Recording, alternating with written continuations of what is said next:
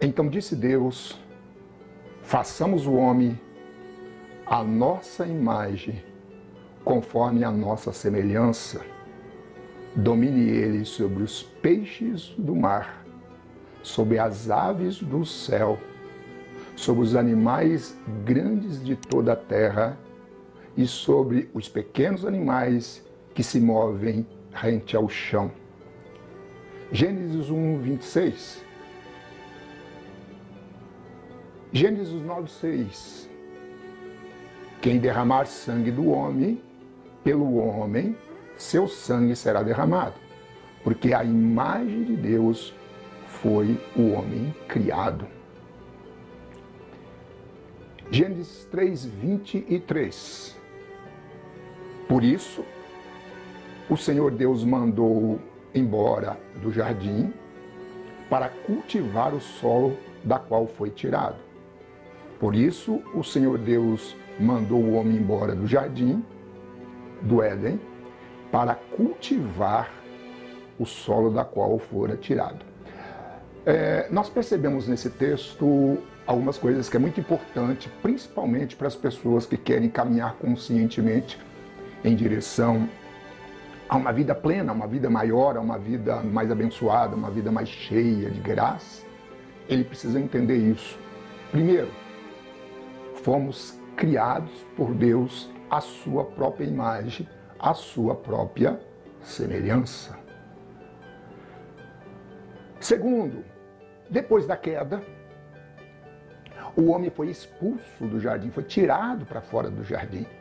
Portanto, no jardim, ele estava sob o comando, a dimensão do Espírito, e ali quem comandava era o Espírito, e gerava nesse homem frutos. Nós percebemos aqui que depois da queda, no capítulo 9 de Gênesis, verso 6, Deus ele cria uma proteção à vida do homem, porque o homem é a criatura dominante, a criatura que foi colocada sobre todas as criaturas, como nós acabamos de ler aqui.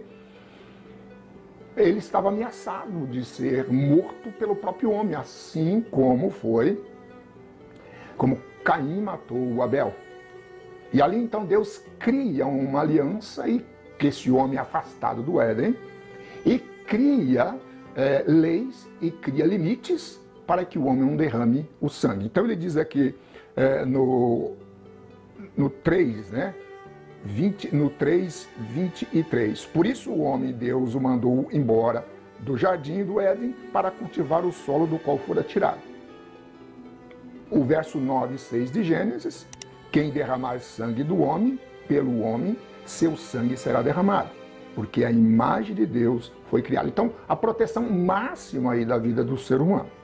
Nós percebemos uma coisa nesses 3 textos que nós lemos. A primeira coisa, o homem foi feito à imagem e semelhança de Deus. A segunda coisa, depois que o homem falhou, depois que o homem desobedeceu às ordens de Deus, dando ouvido a uma outra ordem que não era de Deus, esse homem foi tirado do jardim.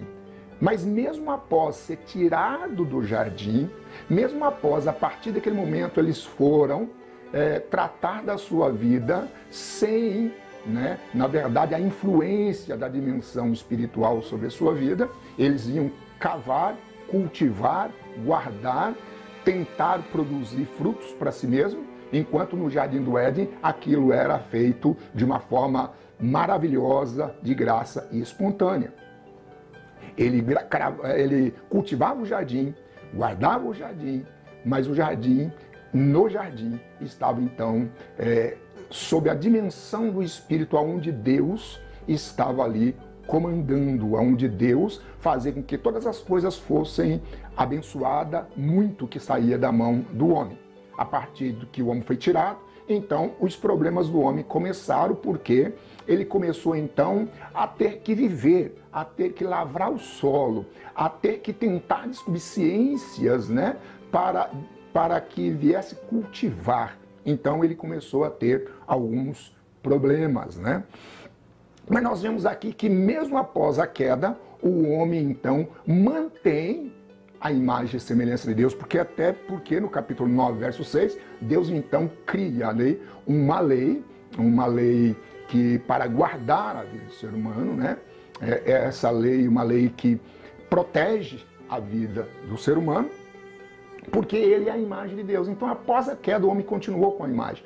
Qual é o problema, então? O problema é que, a partir da queda do homem, o homem ficou sob a dimensão da natureza caída, uma dimensão carnal, uma dimensão da ganância, uma dimensão maligna, uma dimensão que estava causando neste homem angústia, dores, e tudo que ele ia fazer precisava de ter dores e muito cansaço e até a morte, porque assim foi, porque logo após a queda o homem volta então ao estado, né, que ele foi tirado do corpo do homem, ao estado que foi tirado, que é do pó da terra. Nós percebemos então que um outro espírito, ou melhor, uma dimensão espiritual obscura passou então a ter controle na vida do homem. Nós notamos muito mais o mal, nós falamos muito mais mal do que bem, a gente percebe que tem um domínio dentro da gente. Então aqui nós vemos em Gálatas capítulo 5, verso 19 a 21, o que passou então a comandar a nossa vida a partir do momento em que a nossa vida saiu debaixo da proteção desse Deus. Vamos ver. Gálatas 5, 19, 21. Do 19 diz o seguinte: ora, as obras da carne são manifestas. Não é obra do corpo, é obra da carne, da natureza caída. Imoralidade sexual, impureza e libertinagem. No verso 20, idolatria e feitiçaria, ódio e discórdia, ciúmes e ira, egoísmo, dimensões e facções. Verso 21, a inveja, a embriaguez, a orgia e coisas semelhantes, quer dizer, é uma dimensão imensa de coisas que está sobre a alma do homem, pressionando a alma do homem. E aí Paulo diz assim: eu os advirto, como antes já os adverti, que os que praticam essas coisas não herdarão o reino de Deus. Bom, nós temos aqui um grande problema, que é a vida espiritual do homem, ela é considerada na linguagem do apóstolo Paulo como morta, porque ela não tem mais poder sobre a vida do homem. A dimensão da queda, essa dimensão maligna, amoral, estranha, esquisita, pressiona e sufoca a produção de frutos espirituais. Qual é, então, a solução para todas essas coisas?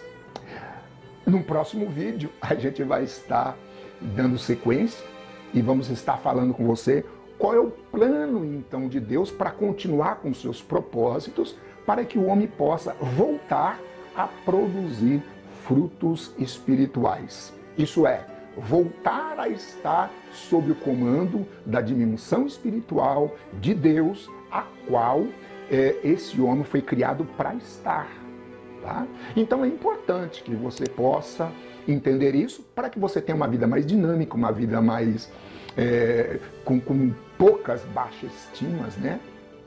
Porque muitas das vezes a gente tem essa baixa estima porque a gente ainda não entendeu, não compreendeu quem somos nós. E essa dimensão espiritual maléfica das trevas que comanda esse mundo tenebroso, ela pressiona a alma do homem, fazendo com que o homem se sinta afligido. Por isso que Jesus fala, no mundo tereis aflição. Mesmo aqueles que estão em Cristo Jesus sofrem a pressão e a tentação de voltar a estar sob os seus próprios cuidados e não o de Deus. Então espero que Deus possa te abençoar muito nessa palavra e essa palavra possa te dar ânimo, uma autoestima e possa fazer você buscar aquilo que Deus tem para você nesta vida enquanto você está aqui. Deus te abençoe e até um próximo vídeo.